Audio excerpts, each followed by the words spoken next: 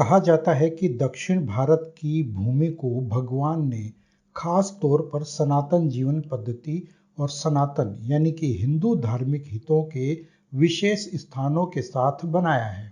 तभी तो प्राचीन काल से ही दक्षिण भारत का आम जनमानस ही नहीं बल्कि यहाँ के नगर और प्राचीन मंदिर न केवल अध्यात्म और बुद्धि के प्रतीक रहे हैं बल्कि स्थापत्य की समृद्ध कला और परंपरा का भी जीवंत प्रतिनिधित्व करते आ रहे हैं।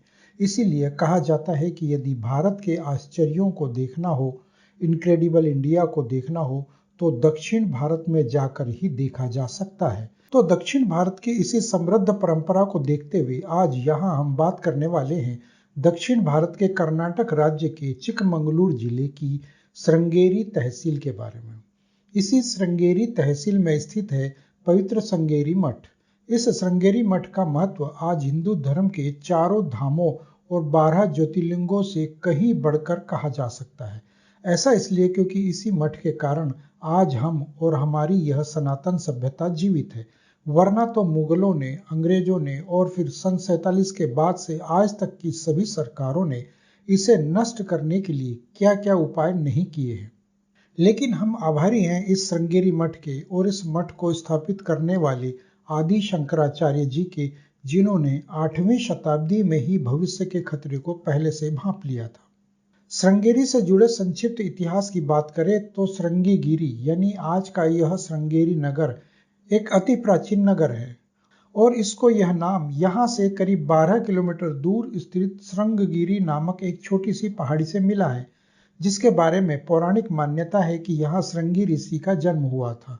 इसीलिए उन्हीं के नाम पर इस स्थान को श्रृंगेरी गिरी का नाम दिया गया है। इसी छोटी पहाड़ी पर आज भी श्रृंगी ऋषि के पिता विभांडक के नाम पर एक आश्रम बना हुआ है। श्रृंगी ऋषि का नाम आम बोलचाल और साधारण भाषा में धीरे धीरे अपभ्रंश होता गया और अब यह श्रृंगीगिरी से श्रृंगेरी का रूप ले चुका है। तुंगभद्रा नदी के तट पर स्थित यह श्रृंगेरी नगर अब धीरे धीरे एक आधुनिक शहर में बदलता दिख रहा है।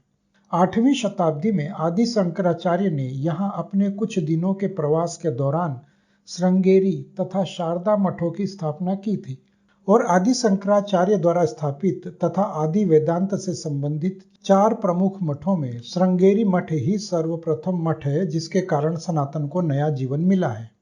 8वीं शताब्दी से चली आ रही श्रृंगेरी मठ और आदि शंकराचार्य की उसी शिष्य परंपरा में यहाँ 14वीं शताब्दी के उस दौर में ऋषि विद्यारण्य को यहाँ श्रृंगेरी मठ के 12वें शंकराचार्य के तौर पर स्थान प्राप्त था। शंकराचार्य श्री विद्यारण्य ऋषि विजयनगर साम्राज्य की वंश परंपरा से आने वाले हरिहर और बुपका नाम के उन 2 भाइयों के गुरु भी थे, इसलिए वे यहाँ शासन चलाने में उन दोनों भाइयों की मदद भी कर रहे थे।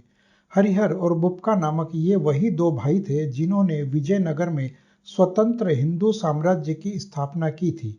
हरिहर और बुपका के पिता का नाम संगम था, जो होसाला शासकों के दरबार में एक सरदार हुआ करते थे।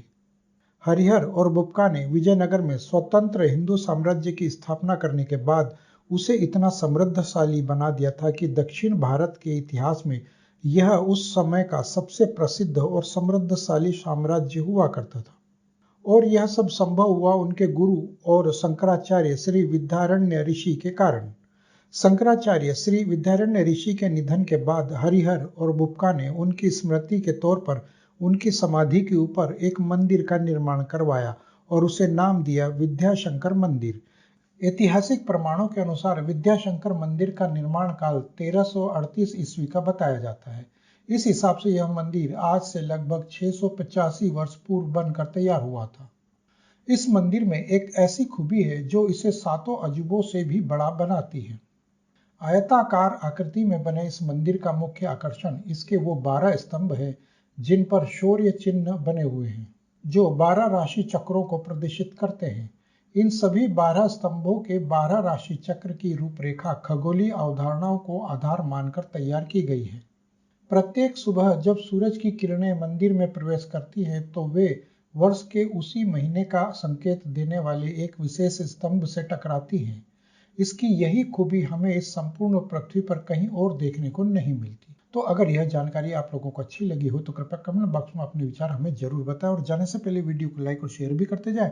और अगर आप मेरे इस चैनल पर पहली बार आए तो कृपया इस चैनल को सब्सक्राइब करके पास में बने बेल आइकन को भी दबा दें ताकि मेरे आगे आने वाले वीडियोस की नोटिफिकेशन आप लोगों तक पहुंचती रहे। तो मिलते हैं अगले वीडियो में, तब तक के लिए जय श्री राम।